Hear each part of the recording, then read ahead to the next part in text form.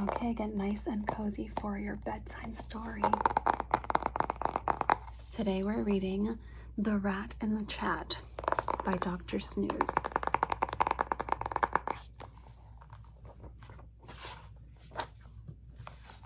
This is The Rat in the Chat. The Rat in the Chat. Once upon a time, there lived a little boy and a little girl in a big red house in what is clearly Portland, Oregon.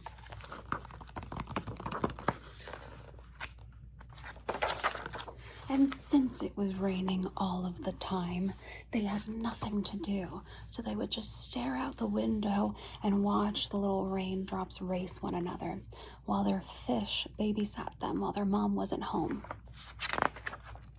But suddenly, bump! They heard a big bump coming from the front door. And in burst Uncle Bob. He just waltzed right in. Uncle Bob was like that annoying uncle in the family group chat. That's Uncle Bob. And he just shows up unannounced every few months, probably because he needs something. Because he's got himself into a bit of trouble. Hello, kids, it's your Uncle Bob. I'm here again.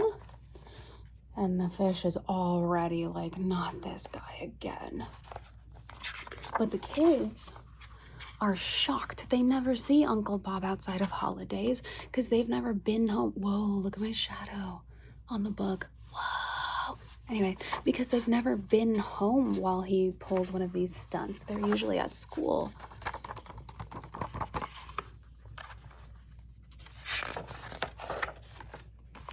And the fish is like, I told you not to come here on weekends. Tracy told you you're only allowed on weekdays while the children are at school. And Uncle Bob is like,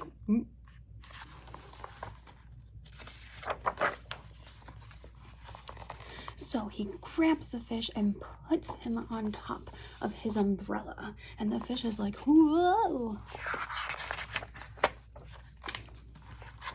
And he's like, in fact, why don't the children have a little bit more fun? They're bored all day when there's rain and not sun. So why don't I balance all of these things and maybe we'll see what the day brings? And the fish is like, please put me down. Oh, did you want me to grab more things? Well, sure. Why don't I balance a book on a book? Why don't I balance some milk on my foot? Why don't I balance myself on a ball? Why don't I balance a ship and a cake and all?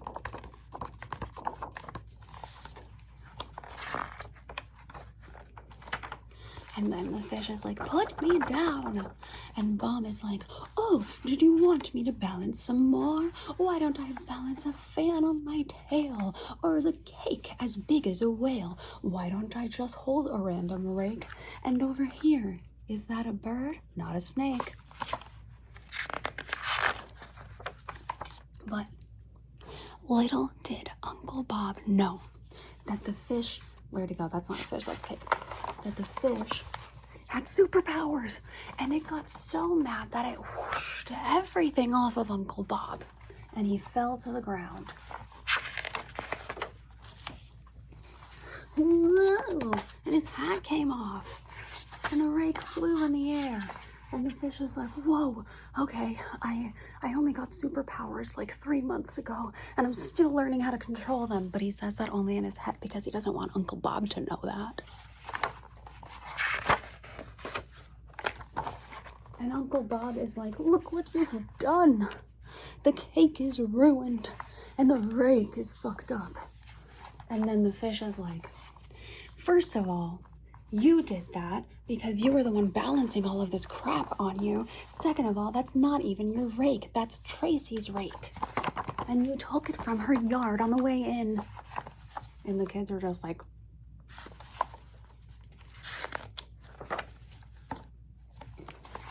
and then Uncle Bob is like, that doesn't even matter anyways. Look at me, all poised and proper. I can get back up like nothing happened. And I'll put you in a little tea kettle.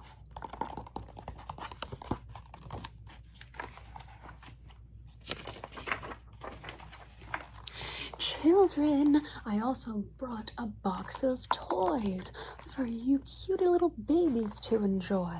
Never mind, the fish is a bummer. Let's play around like it's not winter, it's summer. Wait, did I go backwards? No, these pictures are just similar. So Uncle Bob stands on the box and says, "Can you guess what might be in here?" And the little girl's like, "A bike?"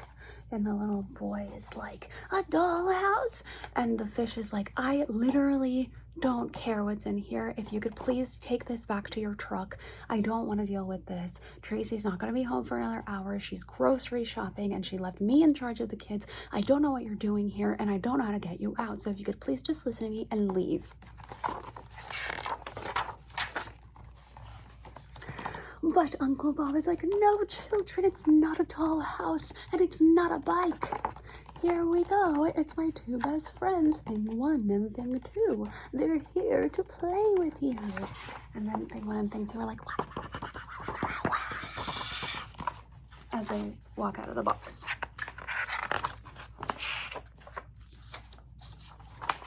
And thing one shakes hands with the little boy. Thing two shakes hands with the little girl, and no one shakes hands with the fish.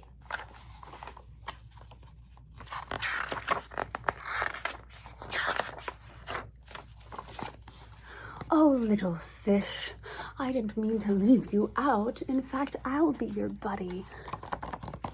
And the kids are like, "Whoa, still." And thing one and thing two are like, "Yeah, that's us." They're so proud of just existing.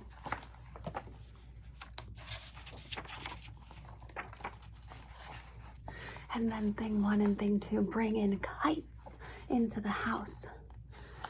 And the fish is like, "What are you doing? There's literally no wind in here. How do you expect to fly these things?"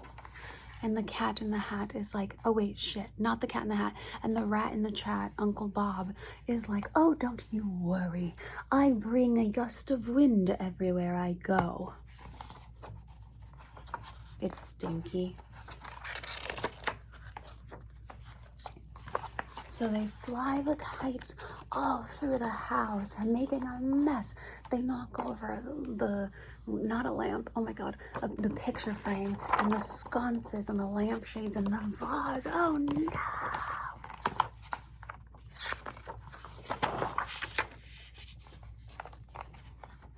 And the little girl is like, "I've always wanted a dress like Mom." So they bring out the mom's dress. They just took it right out of the closet. And the little boy is like, "I've always wanted to learn to twerk." So he just starts twerking in the middle of all of this chaos. And the fish is like, "How did I even get here?"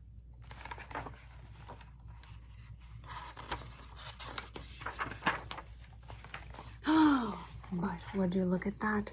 It's Tracy on the way home from the grocery store. And the kids are like, "Uh-oh, we don't know what to do. Where's Uncle Bob?" And the fish is like, "You better fix this right now, Uncle Bob. I swear to God, if I get blamed for your mistakes once again, I'm gonna lose it."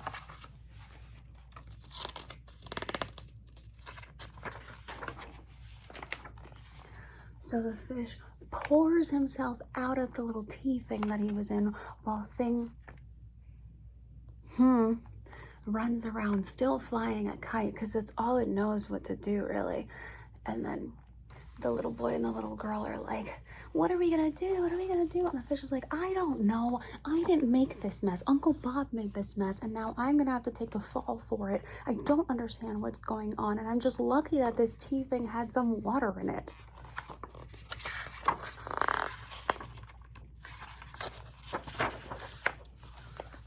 So the kids are like, "All right, well, we can't call animal control because I don't know how to use a phone, but we gotta get these guys out of here and somewhere safe away from Uncle Bob because this is not it, okay? They need to go to a forever home that teaches them not to be chaotic and just takes care of them." So he gets this giant animal control looking ass net to try and catch them, but he's little. Somehow, he manages to get both of them. And thing one and thing two are like, huh? And Uncle Bob is like, not my babies. And then the kids are like, you're not even taking care of them properly. They only know how to fly kites and nothing else. You kept them in a box with no breathing room, no air holes for them. What do you think you're doing? And then Uncle Bob is like, you know, you're right. Perhaps I've been selfish.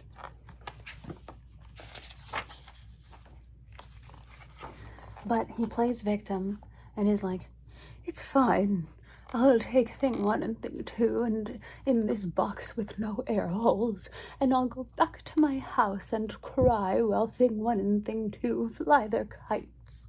And the kids are like, okay, so like we're just stuck with this giant mess. And the fish is like, what the heck? He's just like panicking, freaking out. His powers are charging again. He might have another freak out. And then Uncle Bob is like, just kidding. Children, look at my new invention. It's a car that cleans, dusts, mops, brooms, sweeps, vacuums, grabs random things, and puts picture frames back up on the walls.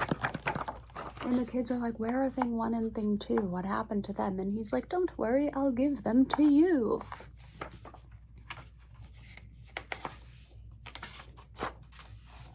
So he cleans the whole house and throws the fish back into his fishbowl before his powers get the chance to charge up once again. And he just rides away on his little tractor thing. And he's like, I'm going to put this back in my truck. I'm glad I could show you kids a fun time on a rainy day. I'll be back soon. Oh, also, can you ask your mother to send me a Venmo for $300? My old car got towed.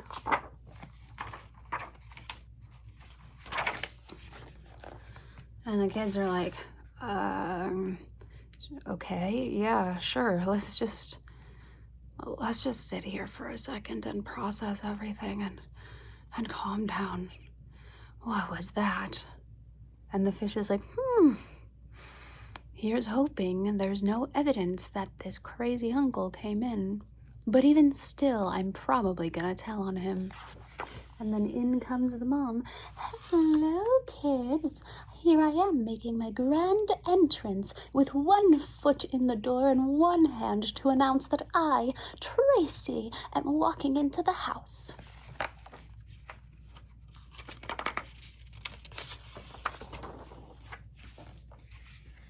And then they all black out. And Uncle Bob is like, I infiltrated their dreams. None of this actually happened. They're just having a blast in their dream. And that's what the blackout was about. But if you read the book backwards, it tells a different story. Would you like to find out? And so, we go the other way around. Blackout. Well, white out, everything goes white, a big flash of white, suddenly.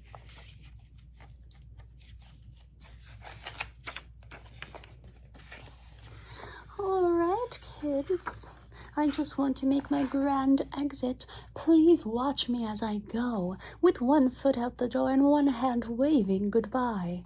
And the kids are like, why does mom always do these dramatic exits? And the fish is like, I admire it.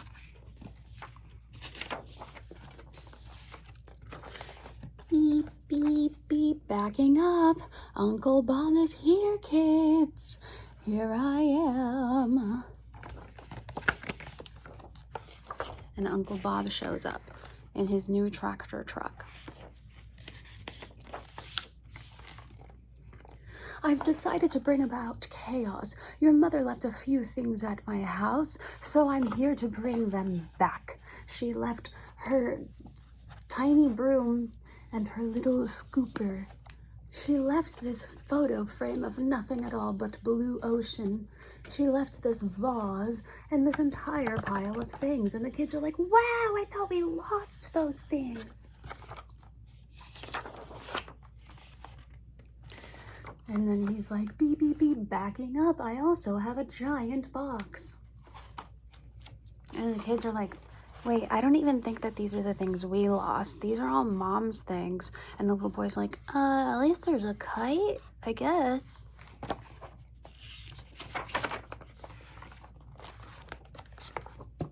And then suddenly, you see, Uncle Bob is very scared.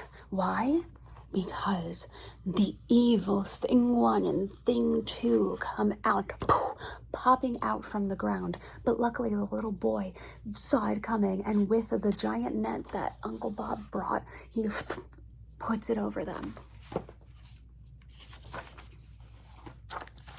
But before the little boy can keep them down, thing 1 and thing 2 are like, no, we're here to fuck around. And they take the kite.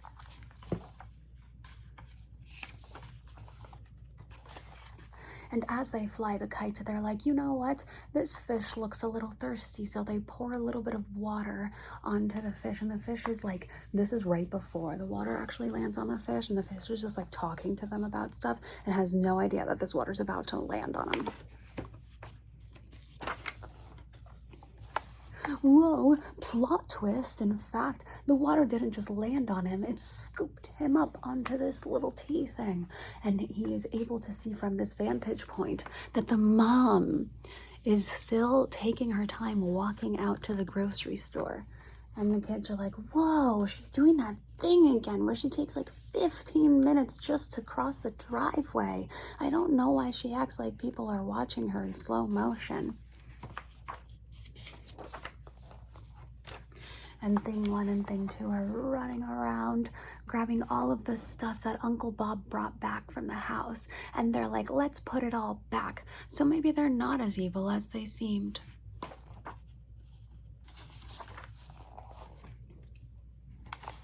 So they're just running around, putting things back. And the kids are like, maybe they're here to help. Maybe they're not bad. But Uncle Bob looked really scared. What's with that? And thing 1 over here is like, we actually live under the bed.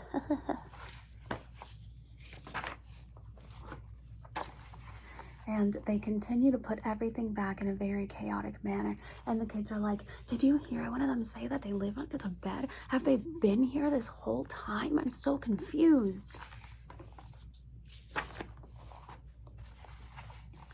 And then thing 1 and thing 2 are like, yes, in fact, we have been here the whole time. We live here with you. And Uncle Bob is like, you know, I get scared of them every so often, but every time I come to visit Tracy and ask her for money, these guys pop out. I think they just really like me. They freak me out, though. They're a bit intense, so I got a little scared. Didn't mean to scare you two, but they're nice little creatures, nice little fey beings. And Uncle Bob goes to have a sip of tea, and he doesn't notice that the fish is there. And the fish is like, I swear to God, if you try to drink this right now, I'm gonna lose my damn mind. And the kids are like, oh no, not this again. They're always fighting. And thing 1 and thing 2 are like, we're here to bring peace upon the land.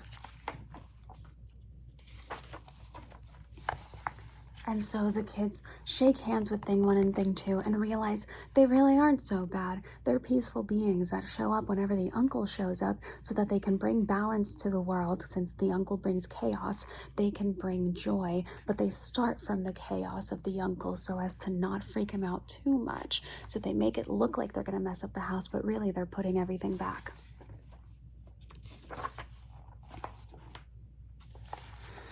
And then thing 1 and thing 2's kids come out of this box that the uncle brought in. And the kids are like, what the hell? And the uncle is like, ha ha ha. So I bring this box of mysteries every time I come over to Tracy's house, but you guys are never home. I didn't expect another thing 1 and thing 2 to pop out of here. Usually it's just like a vacuum and a couple of old picture frames and stuff, just like the stuff I brought in earlier. But I guess the Fae beings are really on my back lately. I think I've been bringing upon too much chaos, and so they keep showing up everywhere I go. I don't know. And then the box slams shut after thing 1 and thing 2 run out. And the kids are like, whoa, that's crazy.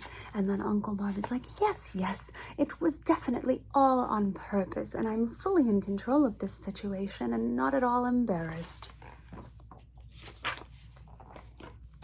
So he's like, I'm gonna walk backwards to my truck and put this box back to see what comes out of it next time, now that thing 1 and thing 2 and thing 1 and thing 2 are out of the box and out of under the bed. Maybe this time something else will come out of it, like maybe those old picture frames I'm looking for. All right, anyway, children, I'm walking backwards to my truck. I'll be right back. And the fish is like, oh, why doesn't he just walk forward? What is this? And the kids are like, wow. And the uncle comes back from the truck and he's like, all is good. Oh, it looks like your rake is broken and your books are on the floor. Let me help you with that. So he sits down on the floor and he grabs the things that have fallen and he's like, oh my, this rake is quite broken and this cake is quite sad. What if I fix them? So he's like, I'm gonna fix the things that thing 1 and thing 2 missed on their chaotic cleaning rampage. And he's like, watch me do a flip in order to stand back up and fix this rake. And the fish is like, whoa, can we chill out? How did I get inside of this tea thing again? I thought I was finally out. Right? Was he out in the last one? No, he was still in it. Just kidding, he doesn't say that. He's just chilling in the tea thing. That totally makes sense to him. And he's doing his flips and doing his tricks, and his face kind of looks like, maybe I should have practiced this a little bit more. And the kids are like, whoa. And the fish is like, I didn't ask to be part of this trick. I just wanted you to pick stuff up like thing 1 and thing 2 are doing. And then he sticks the landing. And he's like, I did it. And I totally meant for it to look like I was almost about to fall. Look at the rake completely straightened out. And the cake looks nice and dandy with candles still blowing. And look at all these books that I caught and this fan that I have on my tail and this milk that I have. Look at all of these things I managed.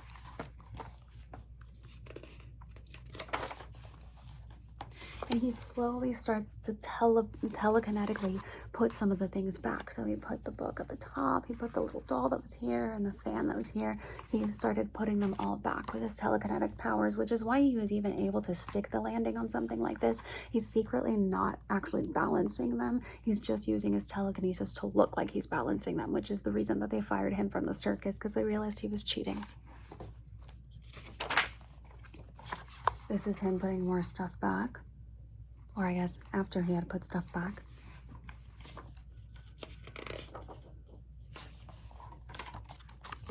And now it's just him with the umbrella and the fish. And he said, sorry, I couldn't help it, but I had to keep the umbrella and you on it. It's just so delightful. And the fish is like, put me down. I said I didn't want to be part of this trick. And the kids are like, wow. So he puts him down, and the fish gives him a huge lecture. You can't just pick me up. I am a sentient living being. If you want to balance some books and some milk and some cake on your body, then that's your prerogative. But do not pick me up just because I don't have legs to stand on. It isn't fair, and you're using your power over me in very, very incorrect and inhumane ways. And Uncle Bob is like, my bad.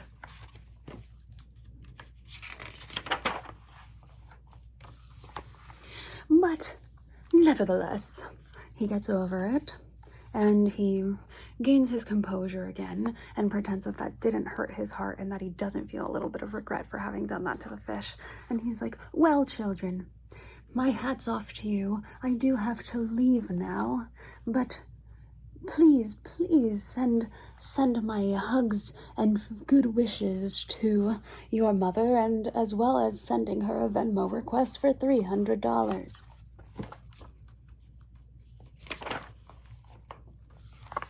I bid thee farewell. And he exits similar to the mom, where she kind of exited with one foot out the door and one foot in the door and with a hand waving goodbye.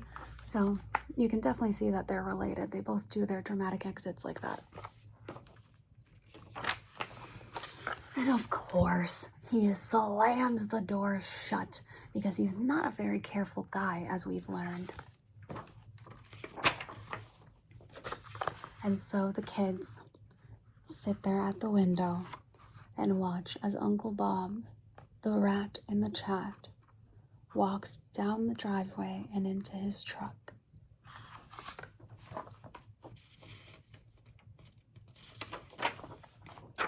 There they are, watching him go in this little red house in Portland, Oregon. After a big, long day of having dealt with Uncle Bob, they're just grateful to be able to watch the rain and have some peace and quiet. The end. And that was The Rat in the Chat.